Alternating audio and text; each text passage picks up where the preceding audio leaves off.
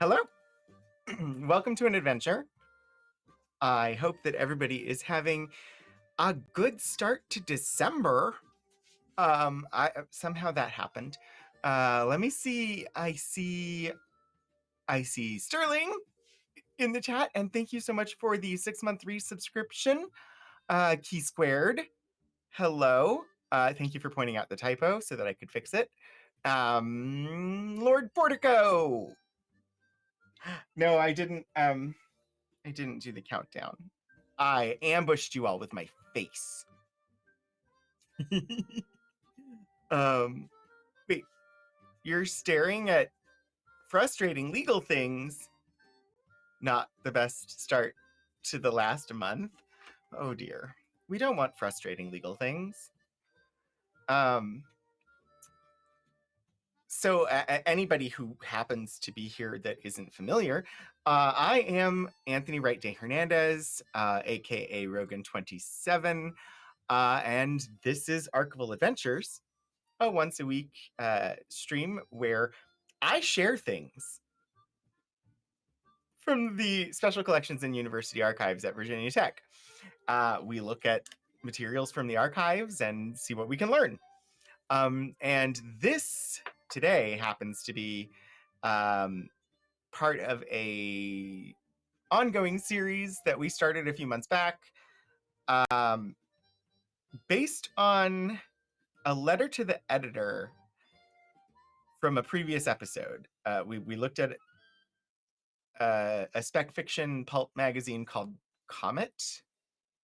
And there was a letter to the editor in that was written by one of the big name science fiction critics in 1940. And he listed a bunch of stories in his letter that he said were classics of science fiction. So we're reading them, or at least parts of them, to see what they're all about and sort of see what this sci-fi critic from 1940 considered to be the classics of science fiction as of that time. So I wonder if the Navy used to call me a frustrating legal thing. Sterling. Possibly. I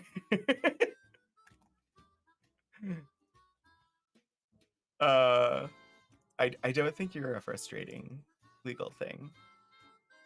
I think you're... Anyway. I would very much like to get you back into special collections and university archives where you belong. That said, we are here at Virginia Tech, so we just start the show with some land acknowledgement and labor recognition. Virginia Tech acknowledges that we live and work on the Tutelo and Monacan people's homeland, and we recognize their continued relationships with their lands and waterways. We further acknowledge that the Morrill Land Grant College Act of 1862 enabled the Commonwealth of Virginia to finance and found Virginia Tech through the forced removal of Native nations from their lands in California and other areas in the West. Virginia Tech acknowledges that its Blacksburg campus sits partly on land that was previously the site of the Smithfield and Solitude plantations, owned by members of the Preston family. Between the 1770s and the 1860s, the Prestons and other local white families that owned parcels of what became Virginia Tech also owned hundreds of enslaved people.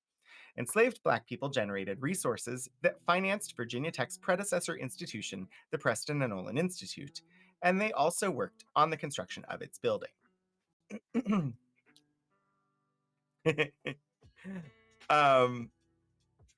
So, as I said, we're going to be looking at one of the spec fiction stories. And in this case, it is a story called Manna from Mars. Manna, M-A-N-N-A, not man-are from Mars, not men are from Mars. Manna from Mars. Written by this person, Stanton A. Coblentz, and this is from the March issue of the March 1934 issue of Astounding Stories. Hannah, welcome. It is good to see you. So we don't have a finding aid today, but if you want to drop the finding aid command, it says what we're doing. But when we've done these in the past, one of the things that I like to start with is they've been by authors that I don't know anything about. So I want to know, who is it? You did it. You're a mod.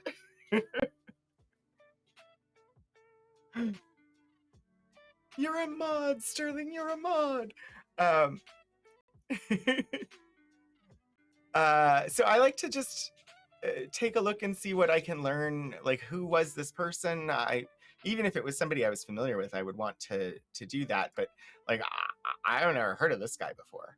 So we generally will start with a glance at the the Encyclopedia of Science Fiction. Because I see when this guy was alive and writing a quick preemptive. Yes, thank you. Historical terms indeed. And then we'll look at the Wikipedia article because there is one on him then. Looks like he was born in 1896 and lived through 1982. U.S. author and traditionalist poet. I don't know what... Okay.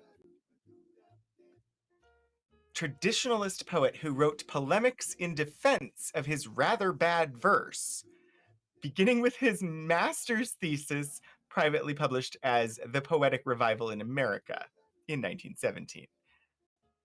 Because it doesn't let you pin an announcement, you copied and pinned it. Yep. I don't know why you can't pin announcements. That just seems silly. He began his career proper in the early 1920s with book reviews for the New York papers. Poems. Traditionalist poet. I believe that means that he doesn't think it's poetry unless it rhymes.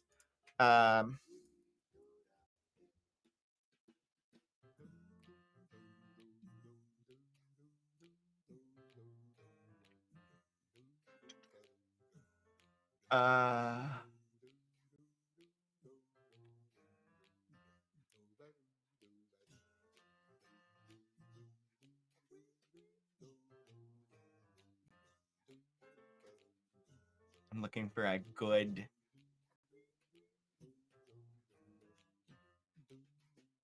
source.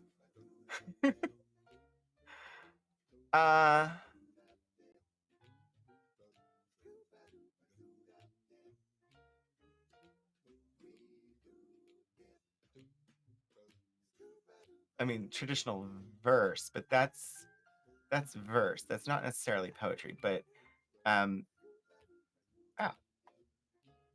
let's see. What does this person say?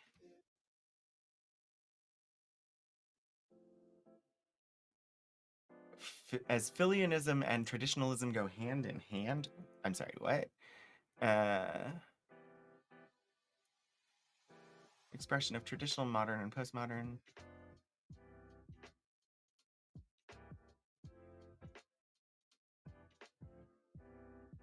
Yeah, I don't know. And it seems like I'm not going to get a quick and easy answer without potentially encountering AI hallucinations. So I'm just going to, if somebody wants to look it up and let me know, great. But my personal understanding is that traditional poetry would be any of the common forms that are known, but they basically all rhyme in some way, except haiku doesn't, and I think it would count as traditional. I don't know.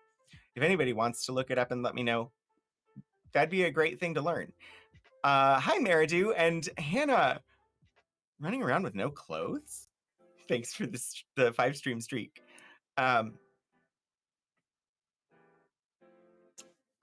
let's see. So he was doing poetry stuffs. Of the many volumes of verse that followed, almost always published through his own firm, the Wings Press, through which he also published and edited Wings, a quarterly of verse. Some contain material of thematic interest, including Times Travelers, in a 1952 collected chapbook, and Atlantis and Other Poems in a 1960 chapbook collection. His polemical assaults on 20th century poets of significance climax with the rise of the anti-poets, selected editorials from Wings, a quarterly of verse, where his singularly emphatic anti-modernist stance exaggerates, but does not seriously misrepresent, the general attitude of early genre science fiction writers to literary experiments of any sort. Okay. Interesting. Began publishing science fiction with The Sunken World, a romance of Atlantis, in summer of 1928. Utopia set in a glass-domed Atlantis, in which satirical points are made against both the egalitarian Atlanteans and contemporary America, though the obtuse narrator, of the sort found in most utopias, tends to blur some of these issues. He was never a smooth stylist, nor an imaginative plotter, as all his 5 novels for Amazing Stories Quarterly tend to show. The others are After 12,000 Years, in spring of 29, The Lost Comet in the spring of 30, which was published as Reclaimers of the Ice, apparently. The Blue Barbarians in summer of 31, and The Man from Tomorrow in spring-summer of 33. At the same time, he had a strong gift for the description of ingeniously conceived alien environments, and was often regarded as one of the writers best capable of conveying the sense of wonder so rightly valued by the readers of US pulp magazine science fiction between the 2 world wars. So that, I'm guessing that is what we're going to want to look for when we start reading this story, because apparently he was considered to be adept at describing alien environments. Some other novels that he did. Okay. Whoa! Look at the very last sentence. His last novels were weak. Such judgment.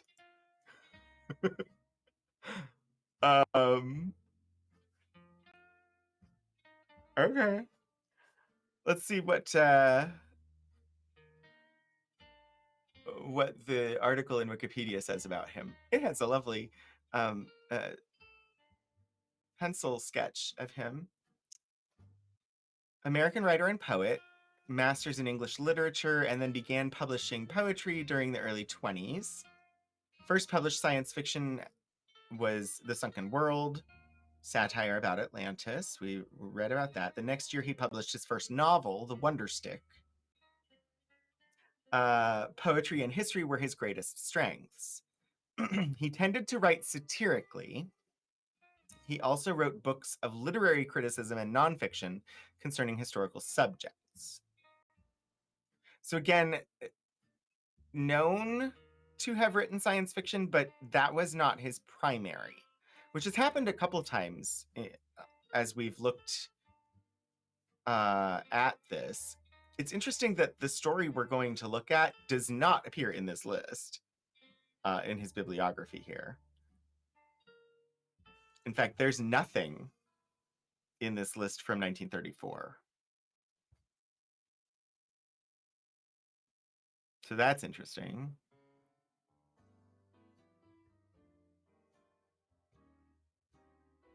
I'm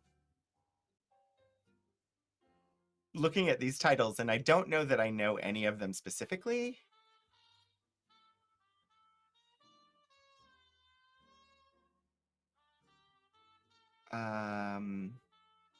But I am curious.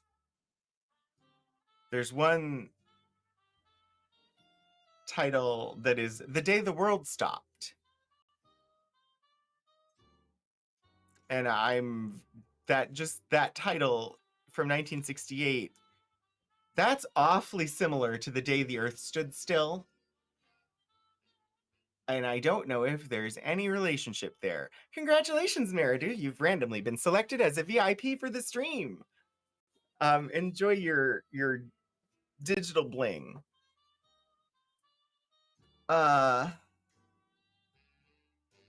Who wrote The Day the Earth Stood Still? And when?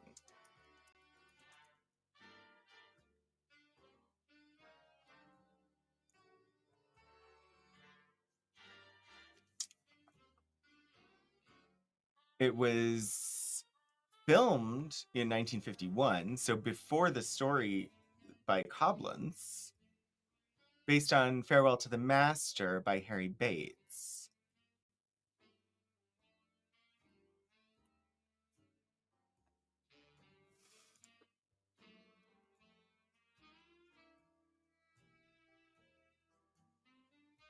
It's just, this title is so similar.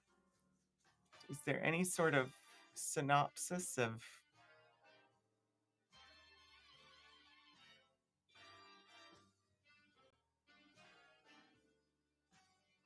Let's see, there might be... In the year 2020 AD, not only the peace, but the continued existence of Earth as a habitable planet lay in the hands of two men. Carl C. Armitage, President of the United States, and Yu Luwai, Chairman of Red China. Neither were fools. Both knew that the employment of the dreadful weapons that had been perfected in recent decades would not result in victory, but universal ruin. Yet both were pushed toward the moment when they would strike. Preventive war. So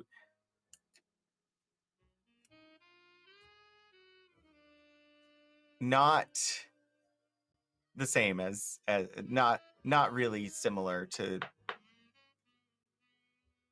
The Day the Earth Stood Still, like super similar. I love this quote from science fiction and fantasy audio.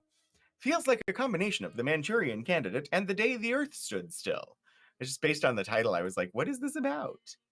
Anyway, that's not the story we're going to look at today. The story we're going to look at today is called Manna from Mars. I don't know much about it. I know that my student assistant noted something in the command.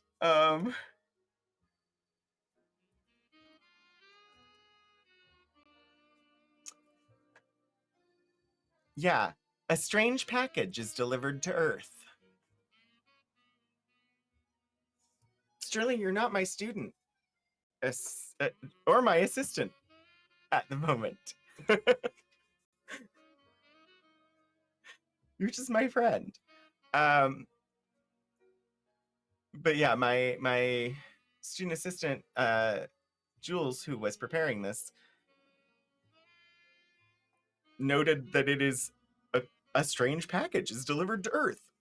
I know nothing more than that. So we're going to find out together about Manna from Mars. Here we have the cover of Astounding Stories from March 1934.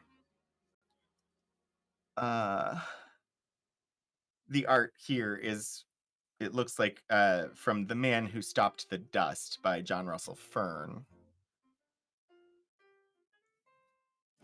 And yes, this issue is falling apart. So I will just need to be gentle.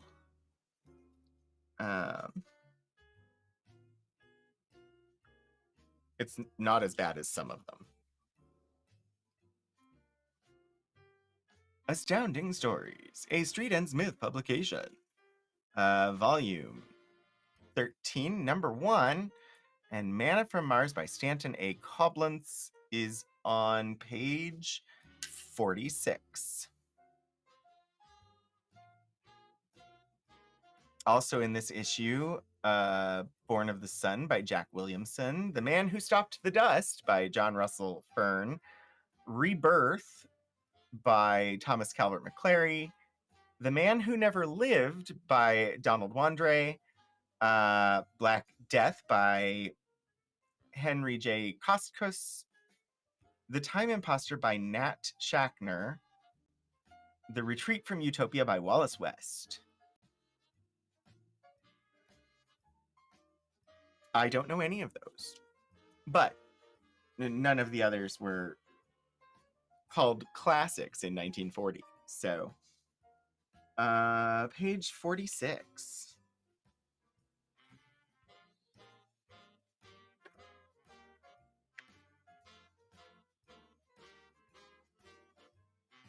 Manna from Mars. Ooh, enjoy your work, Lurk. I hope you get good business. All right. Illustrations are by M. Marchioni.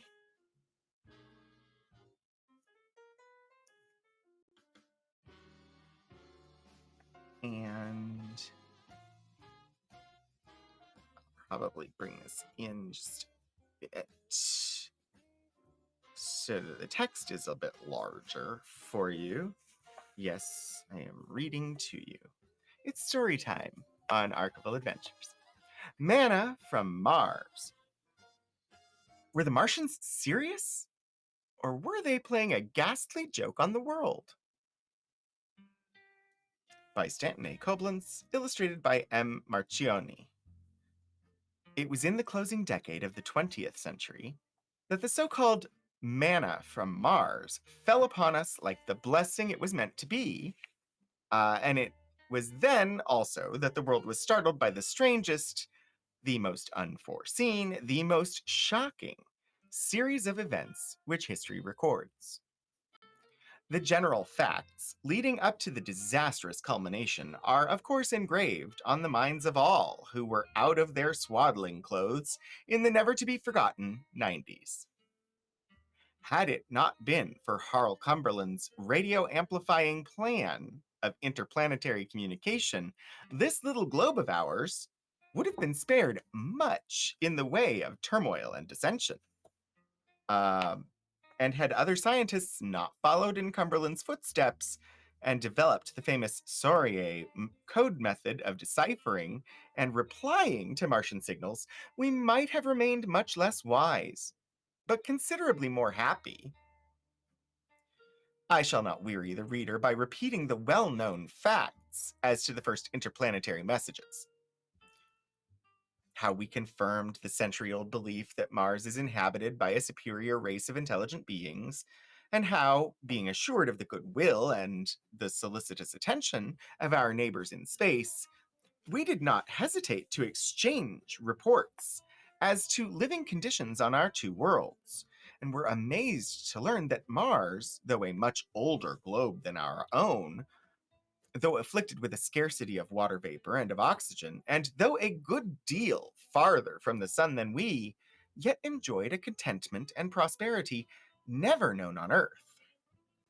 Naturally, we were intensely interested, not to say envious, upon being assured that a population of several hundred million Martians dwelt in ease and almost in luxury, with boundless leisure and with little or no strife. And we would have been less than human had we not desired to learn how it was possible for conditions so ideal to prevail in a next door section of the universe, while we on Earth lived through the old ordeal of wars and famines, of hardship, want, and poverty, of riots and insurrections, of class inequality, and of social oppression. Was it that our planet was, after all, but ill-favored from the astronomical point of view? Not in the least, our friends in space reassured us. You can be every bit as well off as we if you desire, and if you ask, we will show you how. Of course we ask, our scientists flashed back, the immediate reply.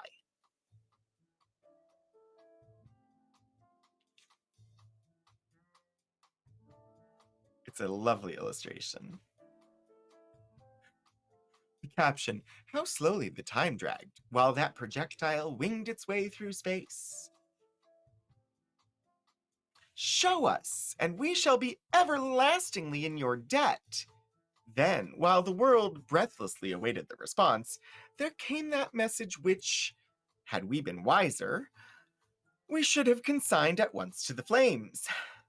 The secret of our success, responded the Martians, and having proved the accuracy of some of their previous statements, we had now no reason to doubt them. The reason for our success is that we have conquered hunger.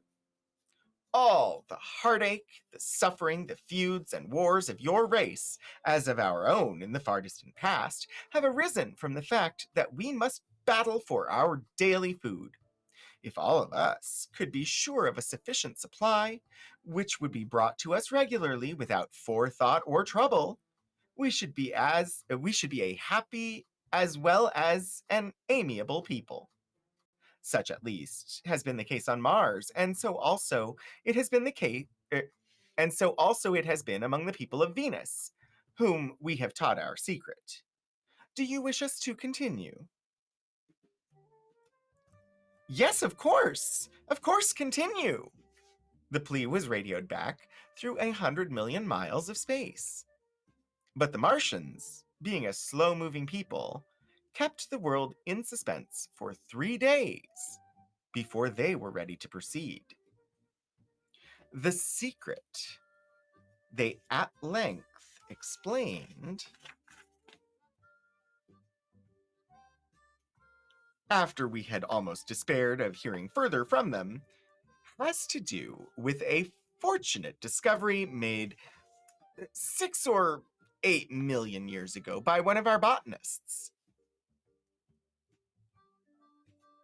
It is what we call the sugar leaf bush, the most marvelous product of horticultural ingenuity that Mars has ever known.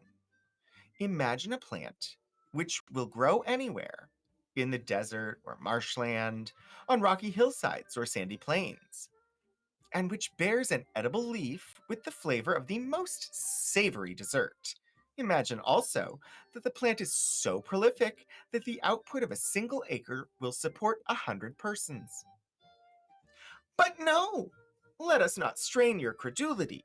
We will only say that the sugar leaf plant, by virtue of a peculiar chemical composition, is not dependent upon the nitrogen, phosphorus, or potassium in the soil. It can thrive equally well on other substances, such as calcium or silicon.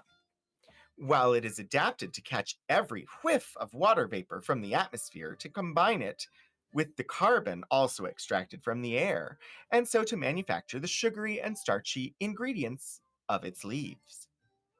At the same time, and here's the most remarkable fact of all, it differs again from the other plants in that it takes nitrogen from the air itself, incorporates it into organic compounds, and so makes a food ideally suited to support life. Food, which is really fruit, bread, and meat, all in one. It is hardly necessary to describe the pleasure with which mankind heard this report. Marvelous! Perfectly marvelous! Was our admiring reply. Teach us, O Martians, how to grow this extraordinary plant. The day of peace and plenty may dawn upon the earth.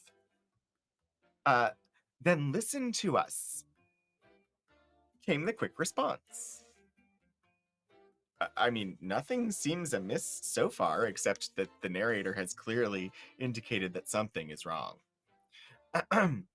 Listen and you shall learn. And forthwith we were told the details of that plan, which was greeted with such universal acclaim, and which was to lead to such widespread disaster. In essence, the scheme was simple enough. A hermetically sealed packet filled with the seeds of the sugar leaf plant, which were very minute, was to be enclosed in a thick concrete envelope so impermeable and so heat-proof that the outside temperature might rise to thousands of degrees without materially affecting the contents. Shot toward us by interatomic energy in an interplanetary rocket, this seed container would reach Earth within a few weeks, and the seeds might then be extracted and planted here according to Martian directions. Once the crucial period of a month and a week had passed, the seeds would require careful attention for that length of time. The plants would develop without effort or expenditure, and shoots might be shipped to the various parts of the earth, which within a year or two would be blessed which within a year or two would be blessed with great thickets of the food-producing plant. Not a desert, not a barren hillside, not a polar wilderness, but may be made to produce the sugar leaf in unlimited quantities, promised the Martians. Naturally, mankind was elated. Few subjects other than the sugar leaf were on anyone's lips. The streets of cities were filled with acclaim and rejoicing. Orators, in wild bursts of enthusiasm, foresaw that the sugar leaf would prove a historic boon second only to the invention of fire. Politicians announced that the day of universal amity was at hand. Warring statesmen agreed to abandon their differences. The conflict of class with class and of race with race was declared to be at an end. For now that the world would produce a sufficiency for all, what further occasion could there be for disagreement? Who is there that will ever forget the celebrated 5th of December 1998? For then it was that, following a long series of messages, the projectile containing the seeds of the sugar leaf were discharged from our fellow planet. Now at last the manna from Mars was to be poured upon the Earth. True, we still had a little time to wait, so vast are interplanetary distances that, though the projectile was approaching at a speed of many miles a second, 20 days and 11 hours must pass before its arrival. 20 days and 11 hours before we should be able to convert our planet into utopia.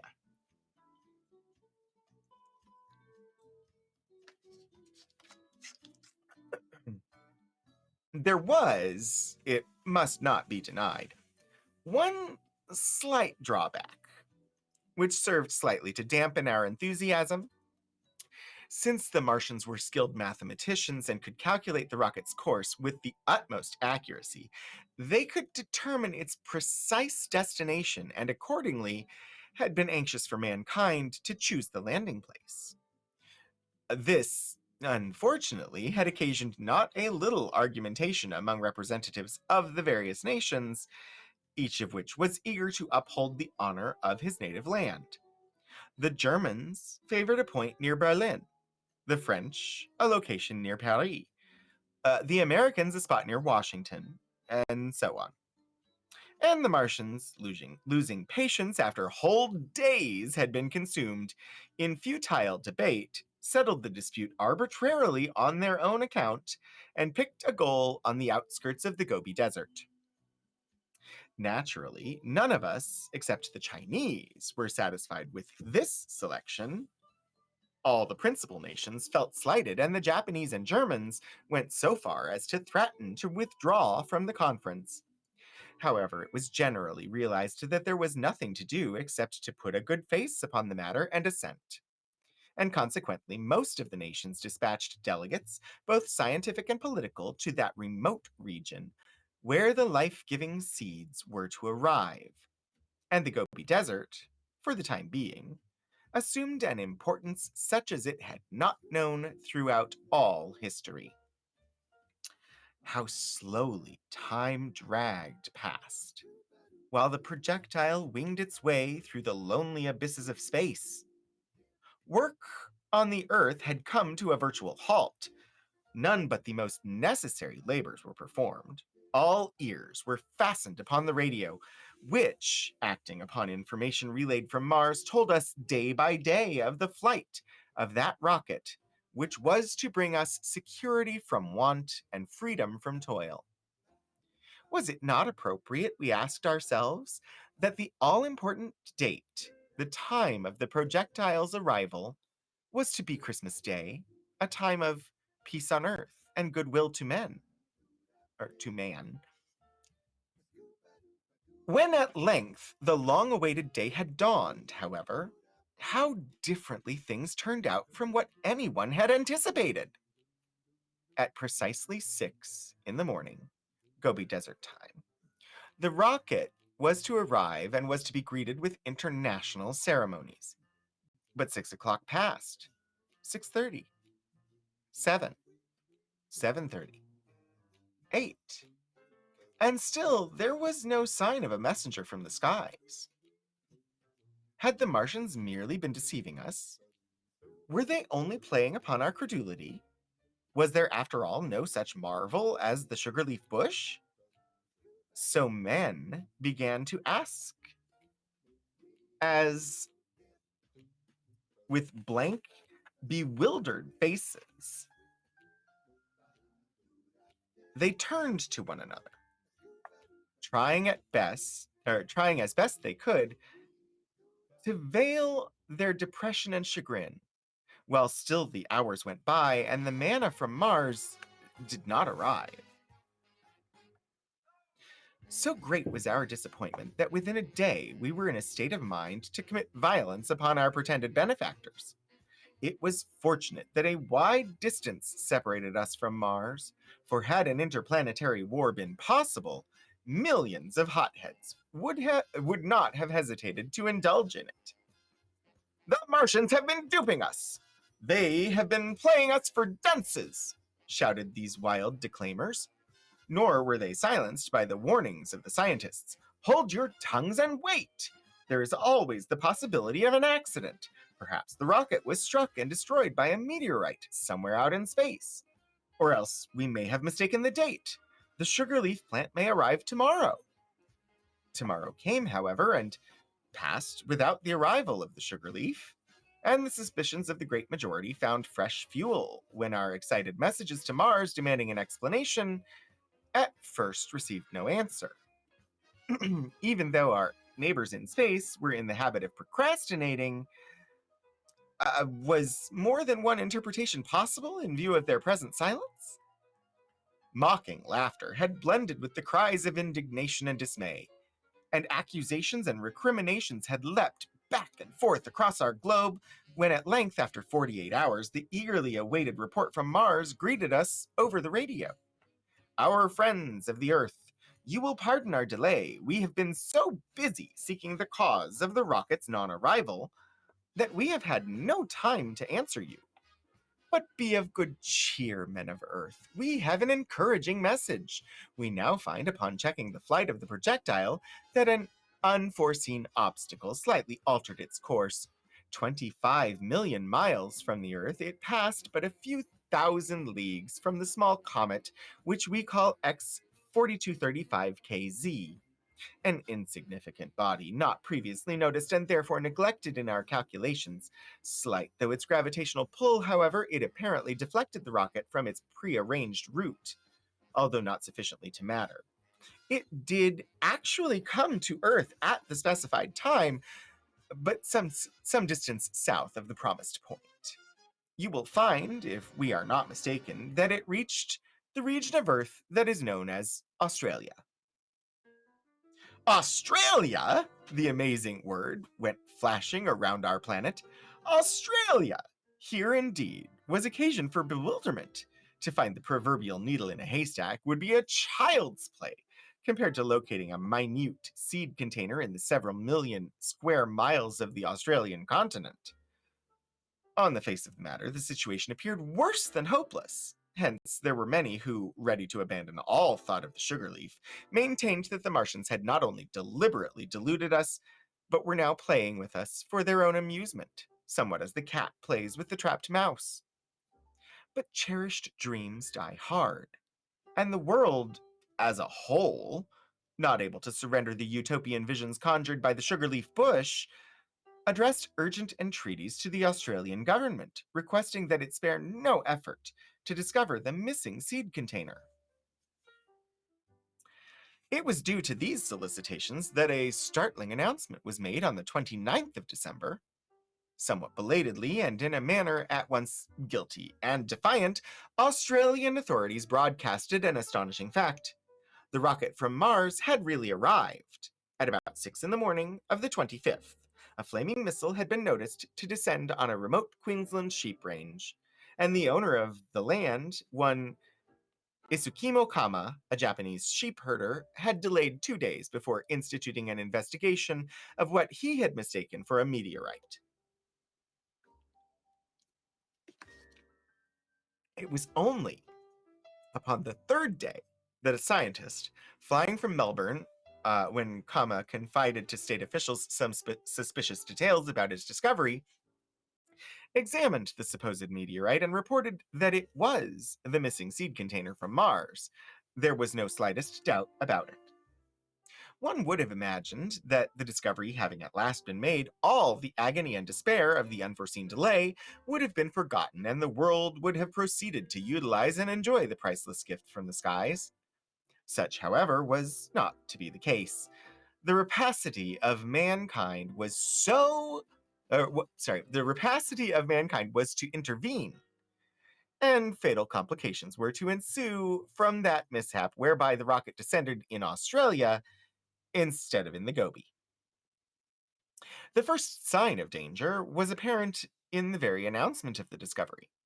It would not be too much to say that the Australians took the familiar dog in the manger attitude, which has caused so much trouble throughout history.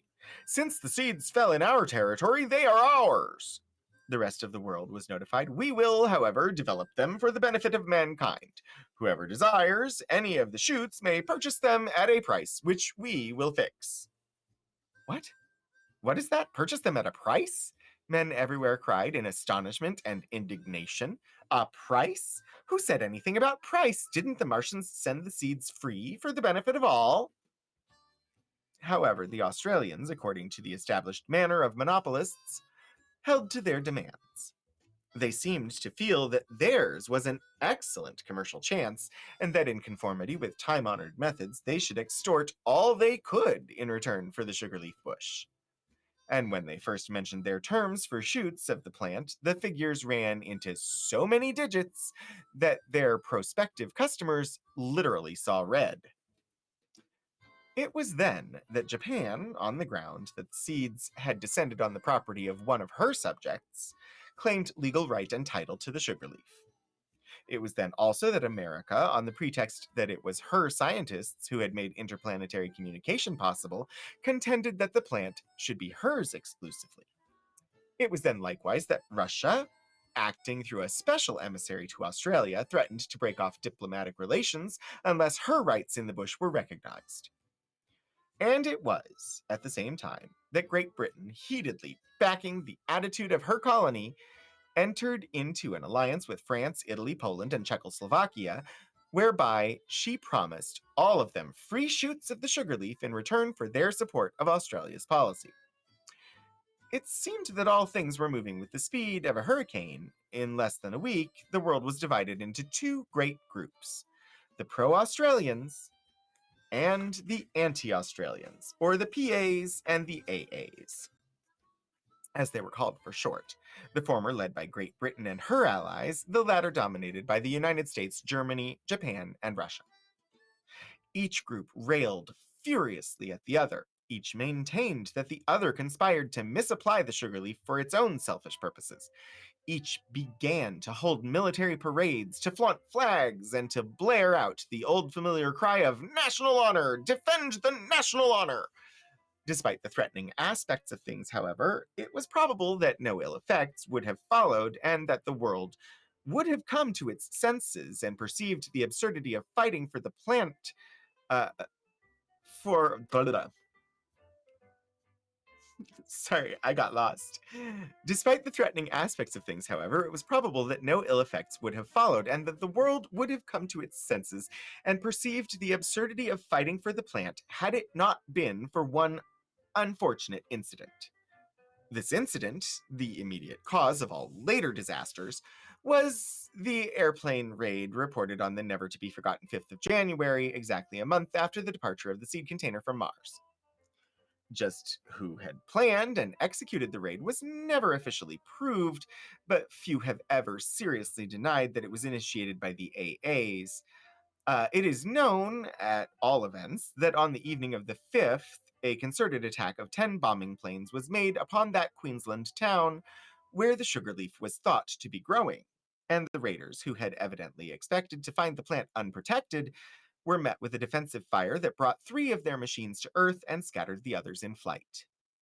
So far, so good.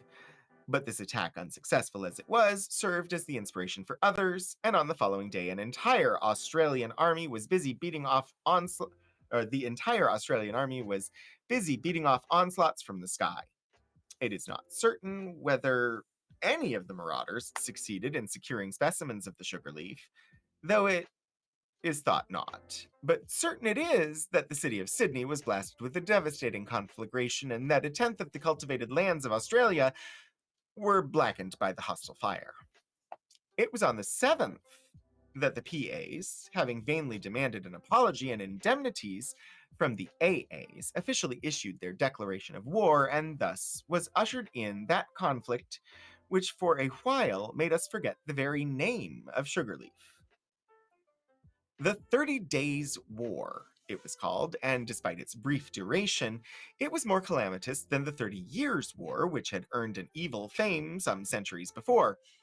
Equipped with drugs and gases that annihilated the population of whole cities, and with bacteria and creeping blights that destroyed the fruitage of wild countrysides, the combatants succeeded in making a desert of half of Europe, Asia, and America, while leaving not one green leaf in Australia. And the population of all these areas was reduced by more than half. When, after a month, the combatants were forced to a halt by sheer exhaustion, they were faced with pestilence and famine owing to the fact that they had wiped out each other's food supply, and thanks to these new afflictions, half of the remaining population was killed. It will be needless, however, to record all those events, which for a time seemed about to put an end to civilization. Suffice it to say that now, after a quarter of a century, the world is barely beginning to recover. It was indeed a treacherous boon that the well-meaning Martians had sent us. Today, the very mention of the sugar leaf brings an angry light into the eyes of the survivors. The very term sugar leaf is rarely used except in reproach or execration. For when at length the 30 Days' War was over, we were after all to receive no benefit from the plant that had cost us so dearly. Neither seeds nor shoots of the bush could be found, although all Australia was ransacked for them. Apparently, they had been destroyed in the conflagration. Worse still, the Martians, when we resumed communications and requested them to send another seed container, peremptorily refused our demand. No, men of Earth, they replied. No, we made one mistake and shall not make another. Having half destroyed you, we have gone quite far enough, for we should not like to blot out any race, even the most debased. There was little use to argue. The Martians remained obdurate. Although starving and more in need of aid than ever, we were denied the priceless gift. But to this day, there are some who maintain that no such plant as sugarleaf ever existed. that the Martians merely hoaxed us and sent us lifeless husks instead of seeds, while we, taking their ruse seriously, permitted ourselves to be overwhelmed and ruined out of greed for a mythical bush.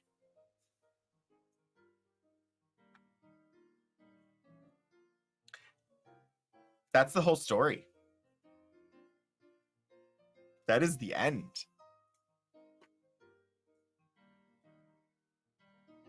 So, that story was one of the ones that was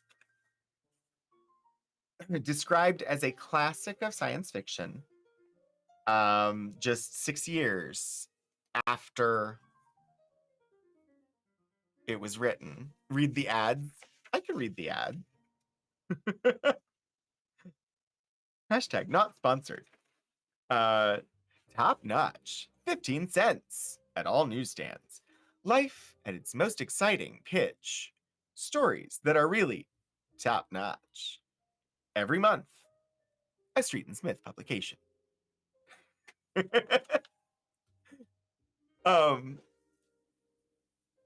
So I don't know specifically. It's a very well written story. We didn't get an example of his alien environments descriptions because all of the story took place on Earth. So I have a couple of other volumes of the magazine here, and I might look to see if there's a story by him that could give us an example of that. It's a very strong entry into the science fiction genre. I definitely understand, like, it's coming out in 1934. We're right at the beginning of, like, people knew that war was coming. And politically speaking, the lines that were drawn in this story for the 30 Days War, which had the US, Germany, Japan, and Russia on one side, and Great Britain leading the other side, would entirely have been plausible had treaties been slightly different. Politically, the US was very much more there was a heavy trend in the US prior to World War II in the direction, the same political direction that Germany went. And Germany and Japan had their treaties, and so entirely possible that could have been the alignment. And so looking forward from 1934 and sort of positing the AAs and the PAs, it's basically the Axis and the Allies. We know war's coming and it's going to divide and the whole world is going to fight, and the result was half the population died and then another half the population of the world died, all for really no reason, and all when, had they just stopped and worked together, it could have been avoided. So as an allegory for current events, and as a story that looks slightly into the future by telling a story set far in the future, those are very common elements of science fiction today. I don't know specifically how common those were in 1934. but structurally, like the elements that are in this story, I can see why it would be highlighted as a classic of science fiction. It's not one that I had specifically encountered before, though.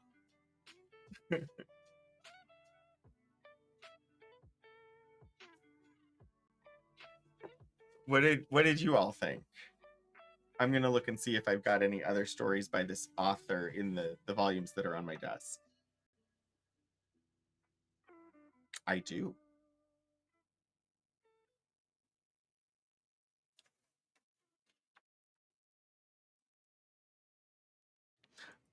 I should also check to make sure that the story I'm about to peek at isn't the next one on the list.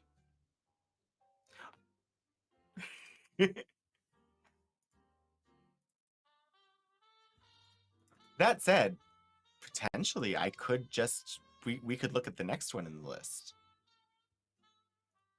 That's also possible. Because we still have an hour. Okay, let's see. So the first was Farewell to Earth by Donald Wandre, and then Colossus by Donald Wandre, and then Rebirth by Thomas Calvert McClary. We just looked at Manna from Mars from Stanton A. Coblentz. So the next story on the list is by Nat Schachner, and it is titled He from Procyon. So what would you prefer? Do we look at who is Nat Schachner and what is He from Procyon? Or do we look at another Stanton Coblentz to see if we can get an example of his description of alien planets? Or do we not do any of them and we just do something else entirely? Because this is... I haven't run out of story before.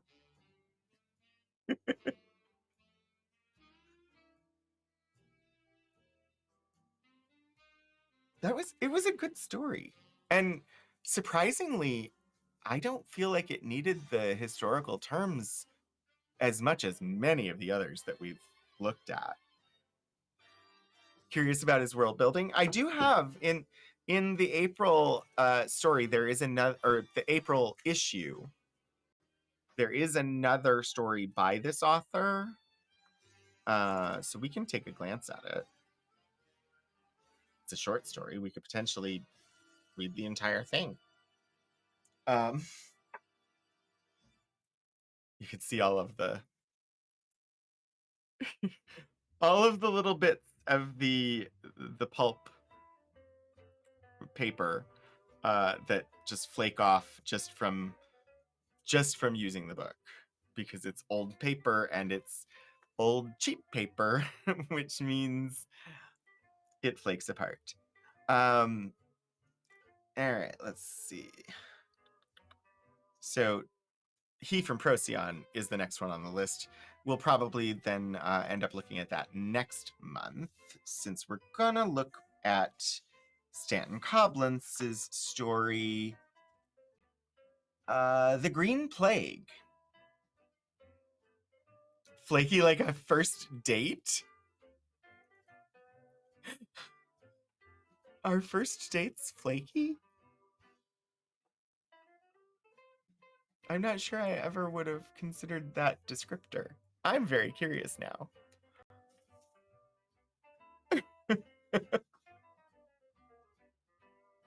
Okay, let's see if we can get a an example of his world building, because that he's apparently extremely good at. Oh, look, Charles Atlas. In just 7 days, I can make you a man. If anybody is familiar with the Rocky Horror Picture Show, that lyric is from these ads. I I think many of the best first dates go to pastry shops, which certainly are flaky if they're doing it right. Nice save there, Key Squared, for the conversation. Like, let's see. The Green Plague. That is quite the image. Illustrated by Elliot Dold. Harsh sobs tore from his throat. His hair bristled, seemed to stand on end.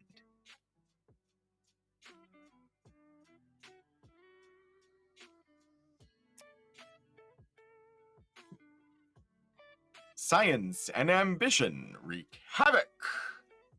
As I write these words in my dismal underground lair, by the light of a smoking fire, but little superior to the log blazes of the caveman, I tell myself that it is futile to exert my brain and fingers on a record that probably none will ever read. For can it be possible that some remnants of the human race, dwelling in some still undiscovered labyrinth of the earth, will make their way to this grotto where I drag out my aimless existence and find these words, along with the unburied bones of him who considers himself perhaps the only living man? Yet it is not possible for me to keep my hands from carving the story upon the cave walls that have been my home for these last miserable 7 months. How else would I be able to save myself from madness? How else would I, Paxton Brooks, one-time professor of bacteriology at Atlantic University, and world figure of evil repute, be able to save myself from the last extreme of insanity at the thought of my own guilt in exterminating the human race? For is it not I that am responsible? Here, as I crouch in the semi-darkness, feeling the flames that besmirch the sandstone galleries, and staring into the flickering shadows as though afraid to see a ghost, I put that question to myself time after time, and always the same answer comes back to taunt me. Yes, you poor blinded fool, you are responsible. 1,000 times over, you are responsible for the misery that overcame the world, for the depopulation of the green plague, which burst over your race like a visitation from Satan, and for the deliverance of your planet over to the ants, the beetles, and the earthworms, now that all birds and mammals are on the road to extinction. But let me not continue with these aimless ramblings, which show only the derangement of my own mind. Let me proceed to recount as coherently as I can the series of cataclysmic events which, in this good year 2444, has brought the world to such a sorry pass. But how am I to begin? I should have to write the history of that last 500 years in order to explain just why I played such a diabolical part in human affairs. I should have to repeat the records of wars, wherein populations of hundreds of millions were wiped out by disease germs, machine guns, and poison gas. I should have to tell of the Antibacteria Disarmament Conference, which met in the year 2334, after every great nation had been decimated, and solemnly signed a pact outlawing the use of gases and microbes in warfare for the period of 100 years. And I should have to describe how the nations, remembering the tragic lessons of the 20th, 21st, and 22nd centuries, adhered for the most part of the compact, so that we were in a measure able to recover from the losses of the so-called pestilential ages, and to regain something of the culture, prosperity, and physical well-being enjoyed by our forebears more than 5 centuries ago. But I shall pass over all this and hasten to tell of the crisis of the year 2434, and of the part that I had in furthering it. But first, as to the scientific preliminaries. So is he saying that reminiscence is futile and the Borg had it all wrong? He squared, that's good. You deserve points the next time that points are possible. meaning Saturday. Um, I shall always place the. It seems like this is going to be another story on Earth, so we're not going to get world building, but I mean, we do get world building. It's just not alien landscape. It's really good. Like, I'm interested to go and find more stuff by this author, more sci-fi by this author, because he writes really well. I like the way it's written. Fingers frozen? Oh, gotcha. The misspelling.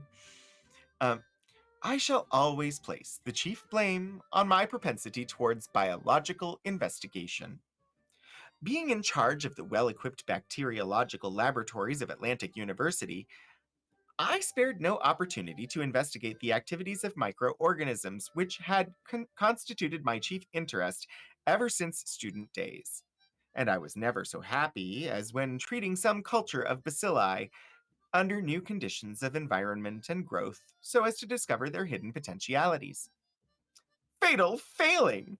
Had it not been for this propensity to explore the unknown, I should never have thought of the bacterial sun stimulator, and I should not today be carving these words upon the rock walls of a desolate cavern. The principles of the sun stimulator are simple enough. It is well known that most bacteria, while thriving in dark and dank places, do not flourish beneath the full rays of the sun. Now, suppose, said I to myself, we were to develop bacteria that could do as well in the sunlight as in the dark. Would they not manifest a whole series of qualities utterly new to science? Would they not provide a veritable new universe for scientific exploration? My propensity towards biological investigation sounds like a euphemism for something else entirely. Oh my. But he clearly means it literally. Let's see. So drunk was I with this idea, it seems to me now, upon reflection, that I must have been mad, that it never occurred to me to think of the scheme as anything but an alluring scientific experiment. Not until much later did the evil possibilities occur to me. With a zeal that was to prove the curse of my life, with an eagerness for work for which I was to atone more bitterly than for any crime, I set out to find the light-resisting bacteria. The more important events that were to follow make it necessary to skim over this portion of the story. I need only say that it was 3 years before I succeeded, but that long before that time I had glimmerings of how certain insignificant bacteria, known in the scientific jargon of the days as DX corporeae sanguineae, DX corporeae sanguineae, blood body, might be treated with ultraviolet emanations so as to develop a unique sun-resisting ability. Indeed, might be made to flourish and to propagate themselves in an atmosphere that would bring instant death to the ordinary germ. Hello, Elixir. I may have just summoned you with Latin. we finished the story, and it was really good, but the author was described as being particularly excellent at his description of alien landscapes, and so we were like, let's look at another story and see if we can get an example of that. Unfortunately, it's not an alien landscape. It's another one on Earth, but it's too good, so we're reading it anyway. Because he's really good. And surprisingly, not full of historical terms. Let's see. But having made the discovery, what was I to do with it? I must admit that at first I could not say. Many weeks passed while I allowed the bacteria to multiply, seemingly to no purpose. Then, all too soon, an unlucky chance apprised me of their practical usefulness.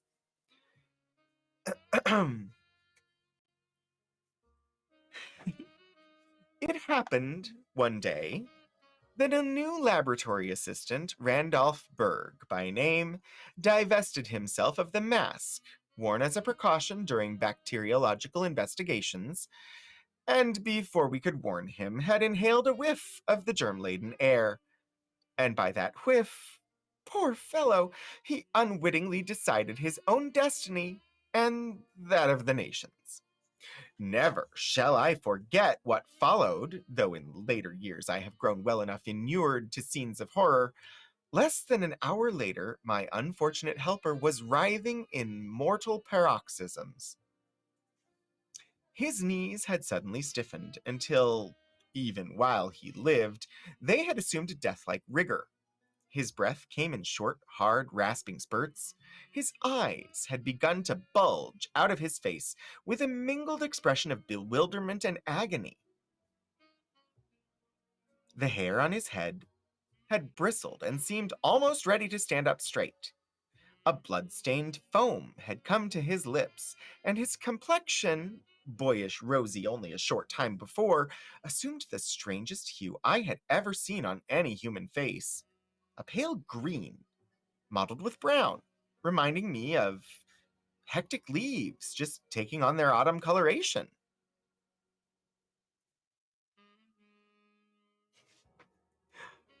He's smooth.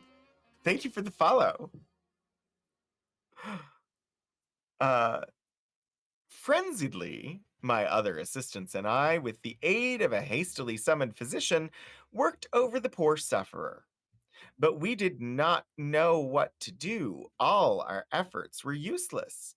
Long before the second hour was over, Berg gave a final groan, gazed up at us as if to beseech the help which we were powerless to offer, then turned over, closed his eyes, and, after a convulsive shudder, was still.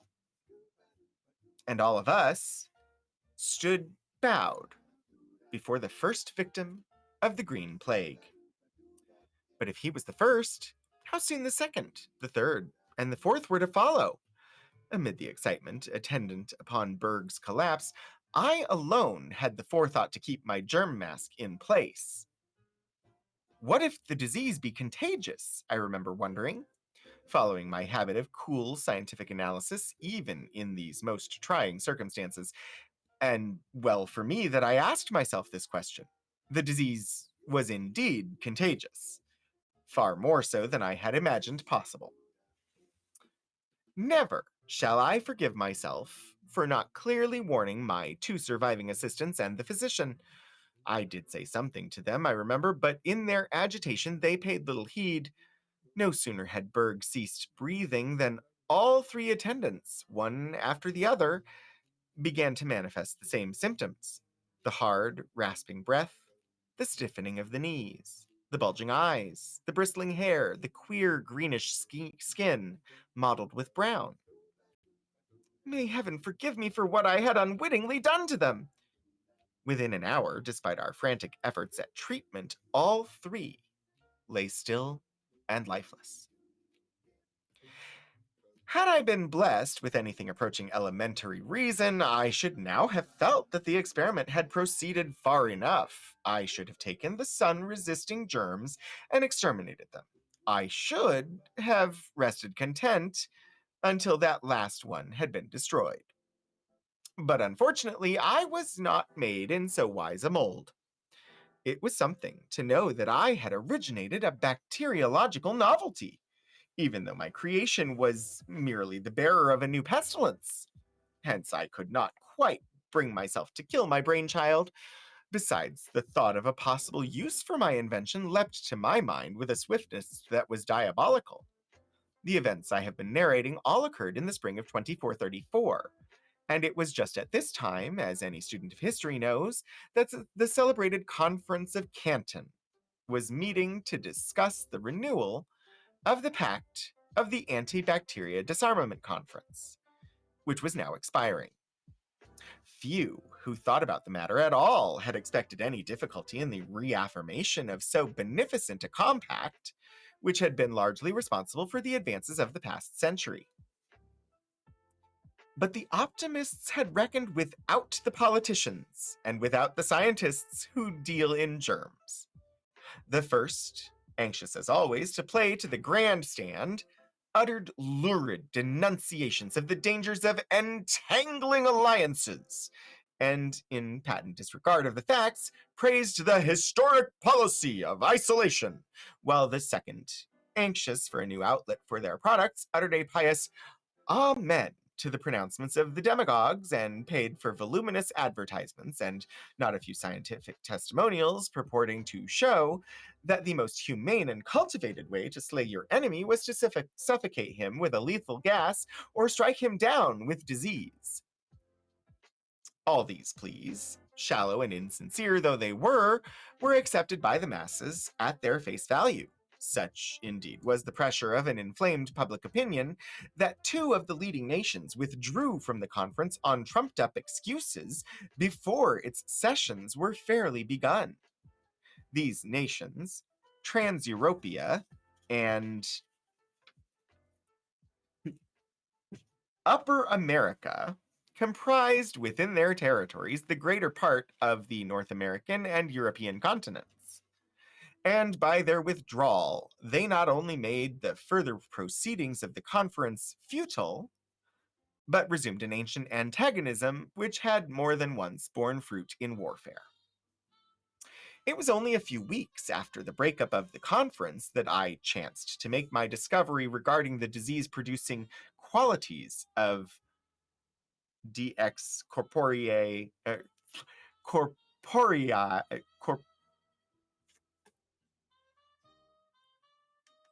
DX corporei sanguinei. And then it was that, owing to the patriotic pride I felt as an Upper American, an insidious thought came into my mind. Since the next war was not far off, and since disease germs would undoubtedly play a leading part, somewhat as in the conflicts of our forebears, why not develop the invention for the good of my native land? We are being rated by the League of Whimsy. Hello, 16-Bit Eric. Welcome, Whimsies. Hi, Shadows of Life. It is good to have all of you joining. Hi, Blue Rooster. Cole Drake. Hello, hello, hello. This is all 16-Bit Eric's fault. I understand.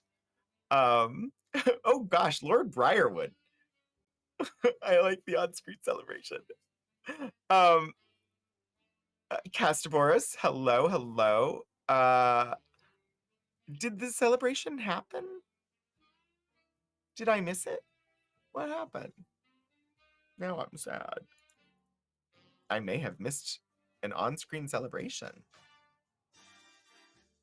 Indeed, indeed. If you are not following 16-Bit Eric, please take a moment and think about what you're doing with your life. You should follow 16-Bit Eric because he is utterly amazing. He has a wonderful community, and it's just going to be a grand time. Lord Briarwood, thank you for the follow as well. And Pretty Witchery, hello, hello. So for everybody who is new here, I am Rogan27, also known as Anthony Wright Day Hernandez. I am the Community Collections Archivist at Virginia Tech, and this is a show I do once a week called Archival Adventures, where we look at things from the archival collections here at Virginia Tech. And what we've been doing today is the fourth in a series of episodes where we're looking at a list of science fiction stories that was in a letter to the editor in an issue of the pulp sci-fi magazine Comet. The letter was written by Sam Moskowitz, who was a prominent science fiction critic in the early 1940s. His letter to the editor was in 1940, and in it, he listed a bunch of stories that he called classics of science fiction. And they were all from 1934 and 1935. So just 5 or 6 years before he called them classics. And so we've been looking at the stories to see what are these stories that were so good that within 5 years they were considered classics of the genre. And we were looking at our fourth one today. It was called Manna from Mars, written by Stanton A. Coblentz. We actually read the entire story within the first hour of the stream, and we're actually in the middle of reading another Stanton Coblentz story that was in the subsequent issue. This one is titled The Green Plague, because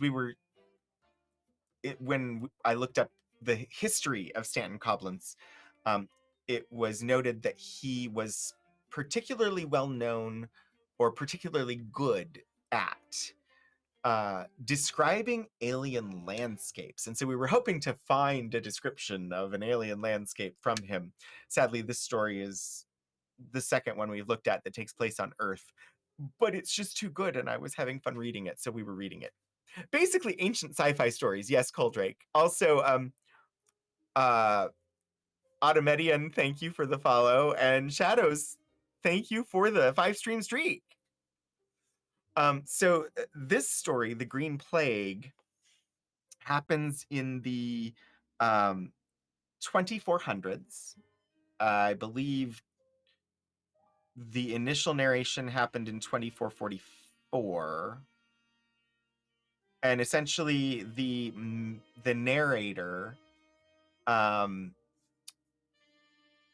was a bacteriologist who developed a strain of light-resistant bacteria that turned out to be highly communicable. And the name of it is DX corporei sanguinei, which my admittedly rusty high school Latin translates as body blood in some form. We have yet to see exactly what that ends up being, but basically people turn green with brown modeling and die within like an hour. Oh, Shadows, thank you for the 100 bits.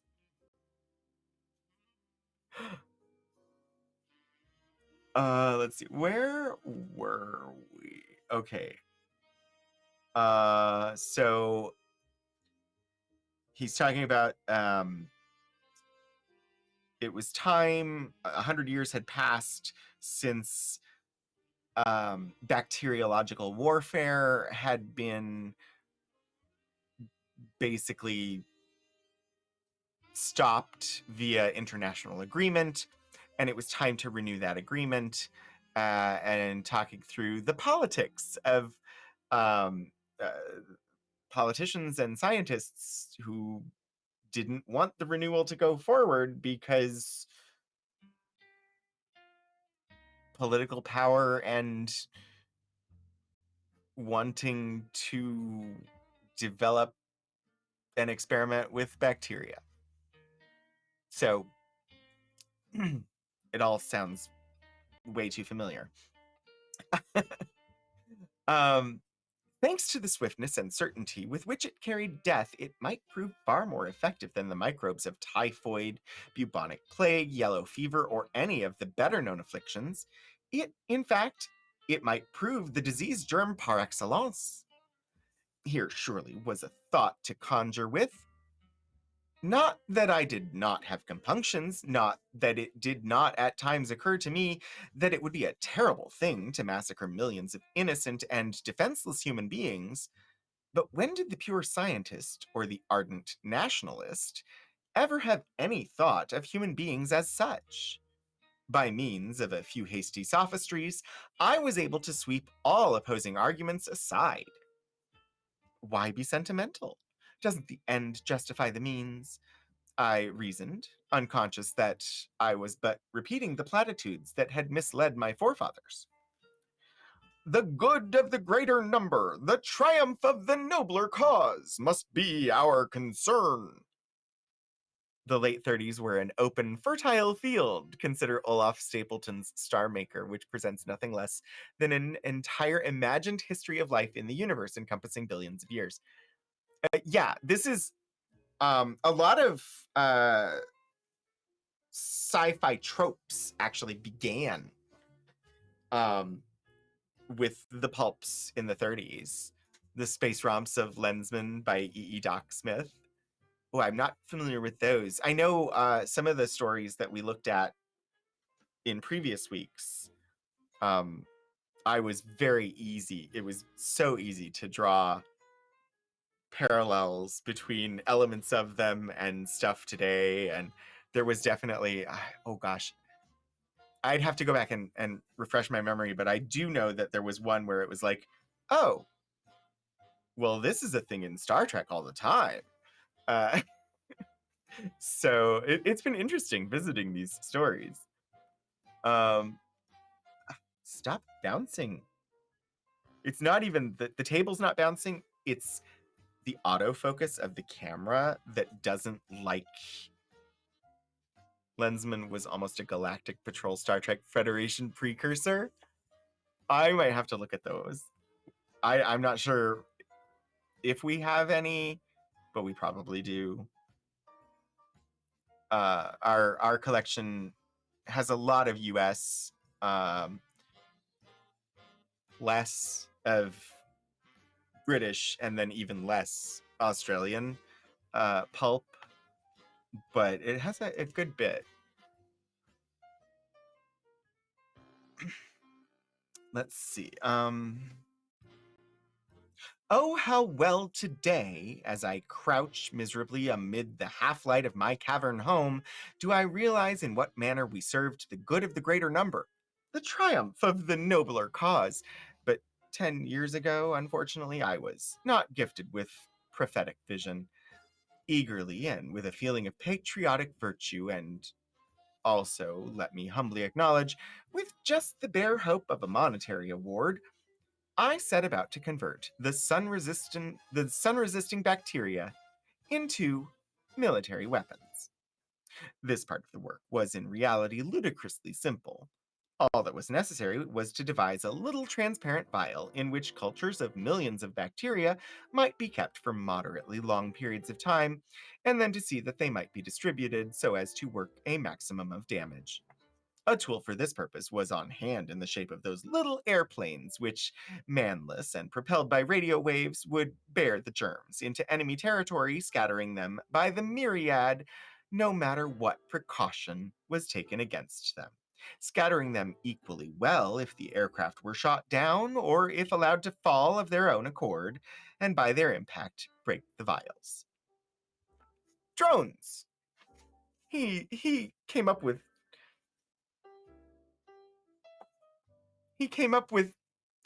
drone aircraft, like the remote piloted drones, in 1934. The 30s also had John Carter of Mars. Yep, and oh gosh, it was apart from this. I was gonna, we looked at some Conan the Barbarian stuff too, but that was not part of this series. So I'm thinking that might have been the 20s. Yeah, drones, biowarfare. He's got stuff that is reality today, as well as that shows up in science fiction today all the time. It's really kind of amazing. And so far, both stories have been remarkably clear of racist and misogynistic language. Cats and dogs living together. So few and slight were the practical difficulties that in less than a month I was prepared to offer the bacterial sun stimulator and the bacteria themselves to the War Department of Upper America. The transaction was rapidly completed. By means of experiments with guinea pigs, I convinced the department of the efficacy of my invention, And shortly afterward, there was a secret signing of papers and the passage of a sum of money. And I went on my way, not a little richer for the gift, which was to bring ruin on my race. While the facts never can be known positively, there is reason to believe that the Trans-European War of 2437 to 2439 might have been avoided had it not been for the Sun Simulator. On the basis of private information and rumors, I am led to suppose that the chemists and generals of the War Department, having obtained my invention, were a little like children with a new toy. They were anxious to try out the device and see what it could actually do.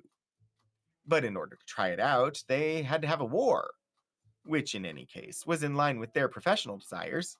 Hence, they did everything they could to provoke unfriendly relations with their chief rival, Trans-Europea. Owing to the opposition of the population, it was 3 years before they could drum up the necessary military sentiment, but at last, after many parades, reviews, and martial demonstrations, accompanied by an open competition in armaments, our leaders were able to find that we had been insulted by the action of a trans-European mob in snatching down an upper American flag from the doors of an obscure consulate in Galicia. Since this deed was not satisfactorily explained by the trans-European government, an immediate declaration of war followed, and millions of Upper Americans rushed forth to pour out their lives and avenge the honor of the Galician consulate. Of the course of the war during its first 20 months, I shall say nothing. Owing to the pressure of the more timid or the more conservative elements, which feared retaliation from Trans-Europea, the use of DX corporei sanguinei was averted for the better part of 2 years. Only in the 21st month of the conflict, when millions of citizens of both empires had laid down their lives, and the contest seemed likely to end in a deadlock, did the advocates of germ warfare prevail and the sun stimulator come into effect as an active force. I have always believed that had the masses of Upper Americans had any idea of what was in the minds of their leaders, they would have risen in mass revolt, outraged at the thought of the horror about to be perpetrated. But the measures that were to destroy them all went forward quietly, remorselessly, and without their knowledge. It was in August 2439 that flags throughout Upper America waved exultantly, and men, women, and children everywhere rejoiced at the news of a smashing victory on the Trans-European front. 10 million casualties, it was said, had been inflicted, and as many more were expected to follow. What the report did not state was that the casualties had included women, old men, babes in arms, schoolboys, and schoolgirls, in short, the rank and file of the population. What it did not state, also, was that the victims had all succumbed to a peculiar, excruciating disease which stiffened their knees, caused their eyes to bulge out of their faces, and their hair to bristle, and turned their skins a mottled green. But before long, despite the strictest efforts of the Censorship Bureau, something of the truth began to leak out. Ghastly in the extreme were the reports unofficially brooded about, unofficially brooded, uh, bruited abroad. I'm not familiar with the verb bruited, but okay. The world set free. Atomic bomb, yeah. Waving those banners, war victories are to be celebrated. Media hiding the truth. Yeah. I, mm, mm. This was 1934, and they were looking at the political situation in the upcoming World War II that they could already see in the future. And boy, it sounds a lot like today, which is really sad. It was said that throughout vast districts of Trans-Europea, not a living creature was to be seen. Not a plowman in the fields, not a bird in the air, not a horse, a cow, or a sheep in the deserted pasture lands.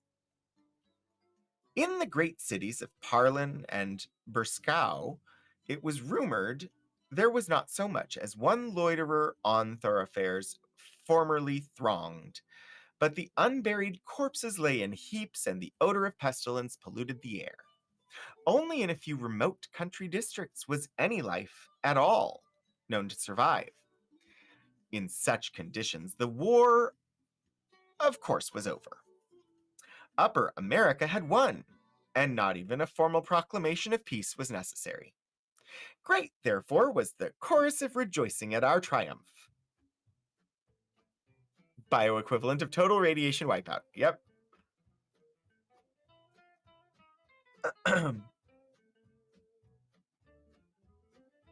Intense was the jubilation which drowned out the shocked protests.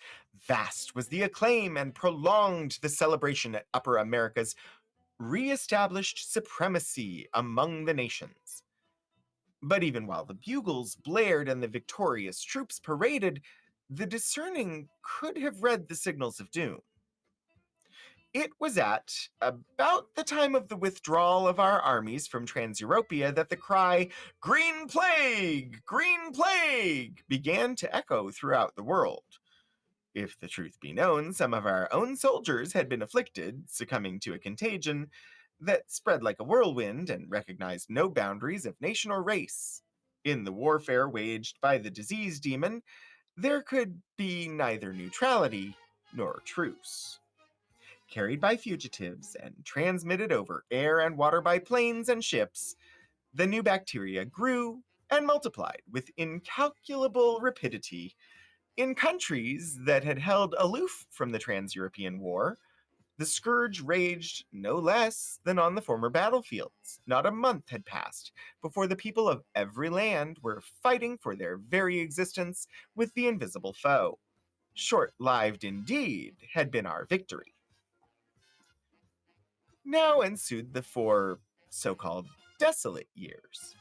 It will be believed that every effort was made to fight off the green plague, that scientists in their laboratories experimented ceaselessly to find means to combat it, that private citizens were cautioned in every way and urged to wear germ-proof masks whenever possible. But all efforts proved unavailing. No way, absolutely none, was found to check the inroads of the destroyer, which, gaining some unaccountable potency from the sunlight which it absorbed, attacked and poisoned the bloodstream and brought inevitable death within an hour or two. Imagine the agony and terror in which we lived. The germs lurked all about us, in the air we breathed, sometimes in the very food we ate, and to avoid them continually was impossible since no one could wear a mask when eating. Besides, no one wanted to wear a mask. The very will to live had been obliterated. To exist in constant fear and horror was to exist in a state worse than death. On all sides, one saw one's friends and relatives perishing from the malady or from starvation. One found cities already growing deserted and the weeds springing up between their neglected pavement stones. One heard the constant wailing of the mourners and the brawling of men who, once prosperous, would fight with a stray dog for a crust. You went to look for the quote, "Those who don't learn from history are doomed to repeat it," and the first link was Virginia Tech? Really? I'm very curious. Although, was it... I'm going to guess here. Was it an article about the 1918 so-called Spanish flu?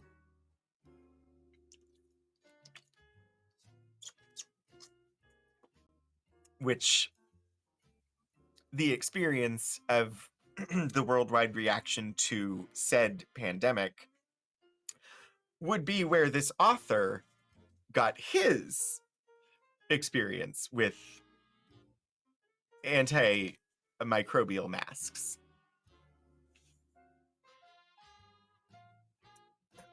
One knew how, in the country, the cattle were falling in their tracks from the same irresistible pestilence, and how the very beasts and birds of the woods were stricken, while farmers, anticipating their own early end, had no longer the ambition to till their fields. One realized finally that no more babies were being born, for who amid the barrenness of these tormented years would dare to bring new life into the world? Hence, the human race seemed headed straight for extinction. Yes, the Spanish flu, which did indeed start in Kansas. Takes the jet stream around 10 to 16 days to carry particles around the world, depending on the specific jet stream and its speed, with the fastest parts of the jet stream potentially completing a full circuit in as little as a week. Yeah.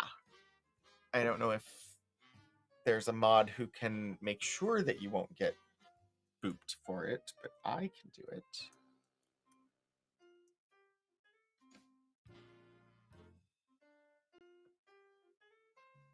I don't remember if I have to put the at in there.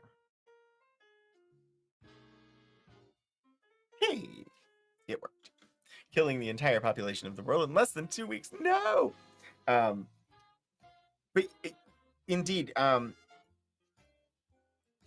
the Bahamas, the Bahama Islands make no sense geographically until you look at wind currents and realize the Bahamas are made up of sand that blew off of deserts in Africa.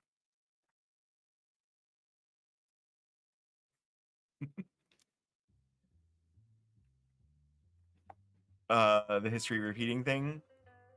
Oh, just a website on the College of Liberal Arts and Human Sciences. Creativity and innovation, history repeating.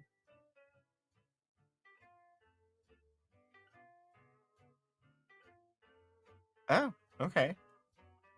It does, like the first sub link there, A Deadly Contagion, is the,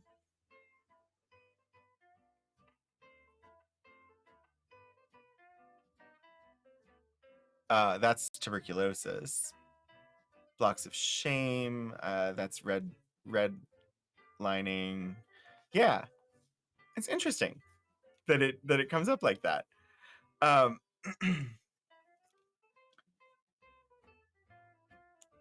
Where was I? Oh dear. Extinction. One ray of hope. There was a ray of hope.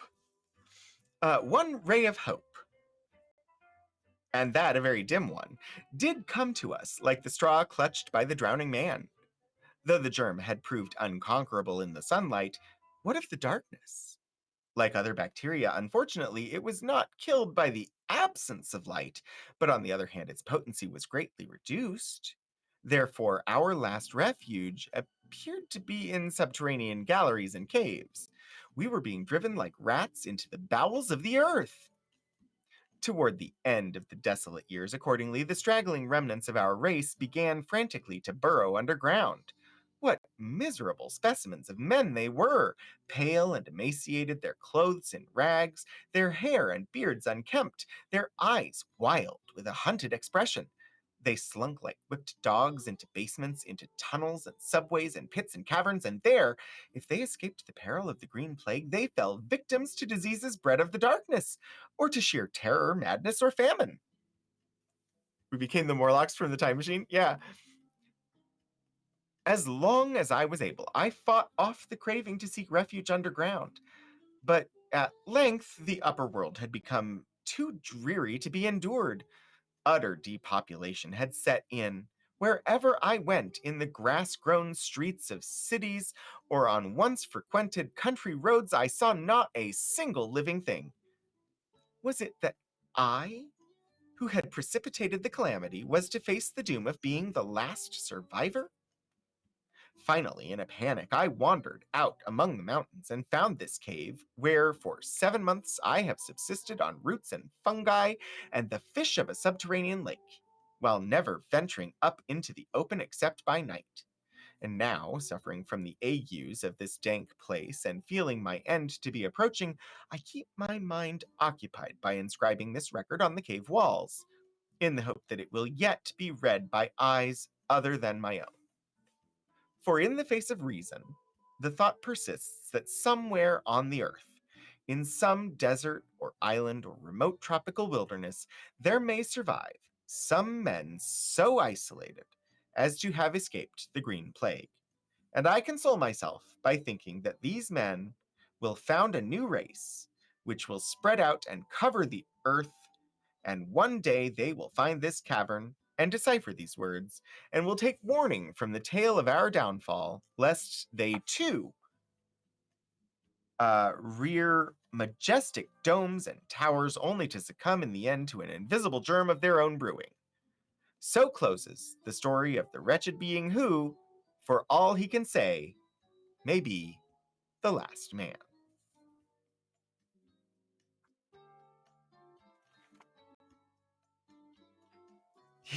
He writes really well.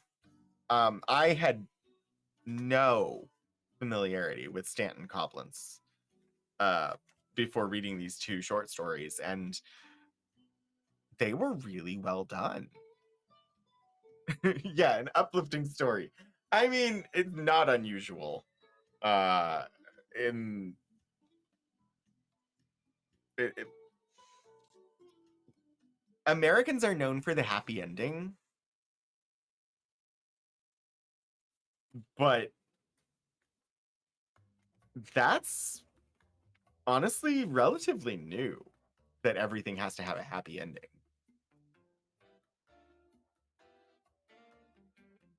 I'm just checking. I don't think either of the other two issues I have here right now have stories by him. And this was the one that we looked at in the first hour, Manna from Mars, was the only one that was on the list. But I thought this second one was quite good. It has a number of elements to it that are mirrors of modern society. It has a number of elements to it where it's like he hypothesized technology that we use now, which is honestly pretty cool. And then it also is a different take on the evil, like, mad scientist. Because the mad scientist idea within, like, speculative fiction, I don't know for certain when it started, but it's been around at least as long as Mary Shelley and the Frankenstein story. In this story, the narrator is the mad scientist. He even calls himself evil at the beginning. So it's like you think you're going to get a story from this, like, evil mad scientist who succeeded and destroyed the world. And you do get that. Except he didn't really mean to destroy the world. He just got wrapped up in political fervor and scientific advancement and didn't pay attention to the potential consequences of what he was doing. Evil is a point of view. Astonishing Tales, Analog, Amazing Tales. Yeah, the monthly magazines. They called me mad. Mad, I tell you. I'll show them who's mad. So yeah, I thought it was I wouldn't even say anti-hero, because he wasn't necessarily bad. He was just a regular scientist, a regular person. And we're getting his, like, final thoughts that he was inscribing on a cave wall after witnessing his drive to do scientific research and then his patriotism in turning that science over to the government to use as a weapon led to the destruction of the entire human species. And in this case, the story revolves around biological warfare, but this was 1934. And they're in the early stages of discovering what will eventually be nuclear science and the atomic bomb. So he got caught up in the could and never stopped to think if he should. Exactly. Similar to what came much later, Will Smith's I Am Legend, we humans see him as the last human/hero, when in fact he is the boogeyman that hunts and kills the new race. That's, yeah, good observation. What happened? Oh, the bot did not like the number of carrots that you put at the beginning of that. Also, hi, Jess here for coffee. But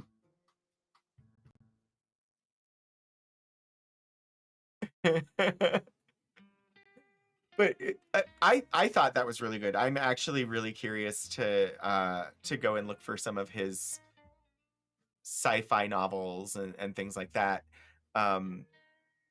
because he's a good author. And like I said, for stories written in the 1930s, they're surprisingly free of racism and misogyny and like things that were the hallmarks of a lot of some of the spec fiction that's out there.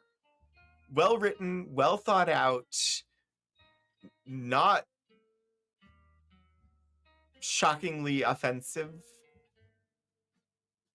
And yeah, the two that we've looked at today, they definitely they have staying power. They are as relevant today as they were then, which you could choose to see as kind of sad because they're allegorical tales about how society is going to destroy itself. But I thought they were really good. The first one, I can see just from the quality of it why it was cited as a classic. I think if I was choosing one of the two to call a classic today,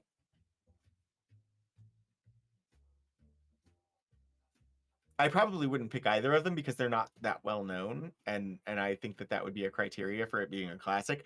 But of the two, the one that I think deserves to be a classic is The Green Plague. Just because it has a certain level of relevance to the world today in the 2020s,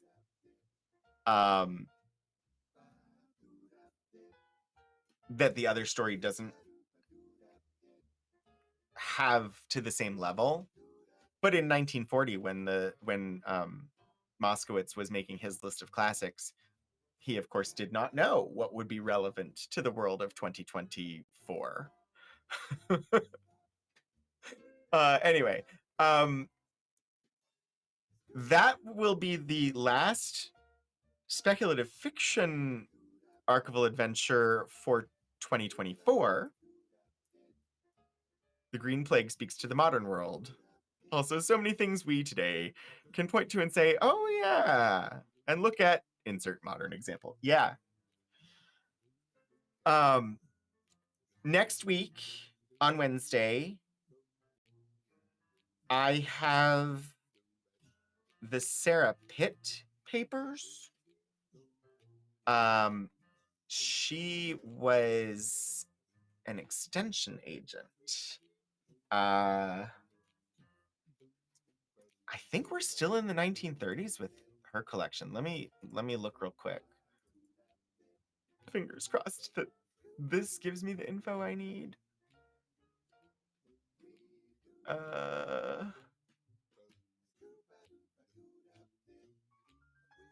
Not quite yet. Okay.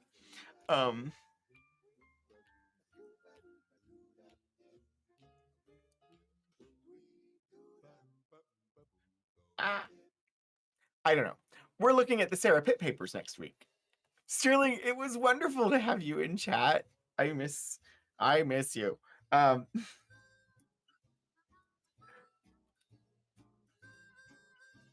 I want to see you in the archives more often because you belong. You belong with the history and the archives and the plus. I just like you. You're my friend. Um, Sarah Pitt was an extension agent in Prince William County, Virginia, for Virginia Tech, 1930 to 1936. Um, so there's some notebooks where she recorded thoughts and ideas, recipes and comments concerning 4-H and extension activities. And there's a bit of a window on farm-related activities during the Great Depression. So that is what we're going to be looking at next Wednesday. You belong in a museum. I tried to archive so many of your things when you would forget them here in the department. I never got around to trying to archive you, but you do belong in an archives. And then 2 weeks from today, it will be the last Archival Adventures for 2024. And I will be joined by archivist Kira, who some of you know as my moderator, Elixie. And we'll be talking about early American cookbooks for the final episode of this year. They already know that, Sterling. And then next year, when we do our next speculative fiction one, the next story in the list of classics is He from Procyon by Nat Schachner. So we will be reading that sometime in January. And I'll get to find out who Nat Schachner is. I feel like I've heard of He from Procyon, but I know nothing about it beyond that the title sounds familiar.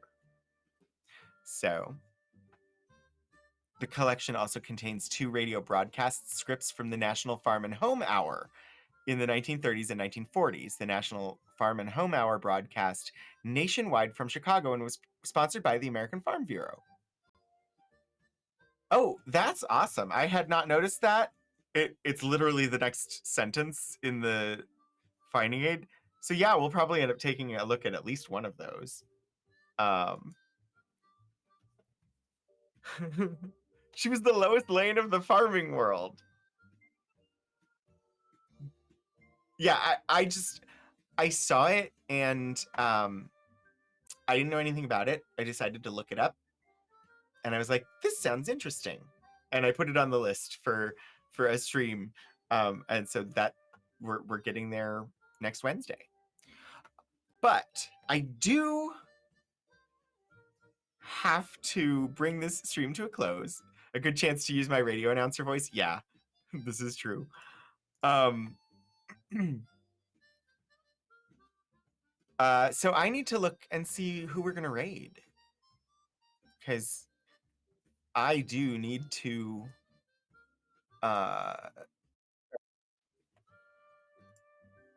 packing things up so that I can head home. Let's see. There is Steven is on playing game demos.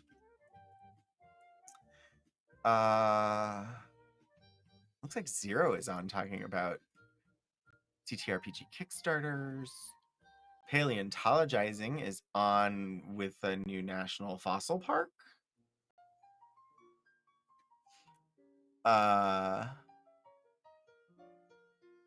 Any of those would work. So if anybody heard one of those and thought, that sounds like what we should do. There's also Monterey Bay Aquarium live right now with a beautiful day in the neighborhood with the Monterey Bay Cam. So we got some options there if anybody has a preference. I'm enjoying it, Cole. If nobody has a preference.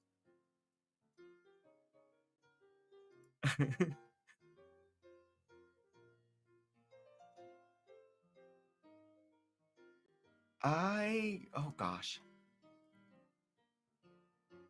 I think Dawn of the Cretaceous National Fossil Beds sounds interesting to me. Oh, you'd like to go to Stephen? We haven't been over there in a little while. I don't know. Everybody go wherever you want. Since Shadows requested it, we will raid Stephen for some games. Stephen has a wonderful community and always just has just lovely streams, sharing some of the nicest, some of the prettiest games out there from indie developers, honestly. And yeah, I like to go over there occasionally. So all right, we will start those raids from both channels. We'll head on over to Stephen. Be sure to ask about tiny hats when you get there. Hopefully I will see all of you again soon.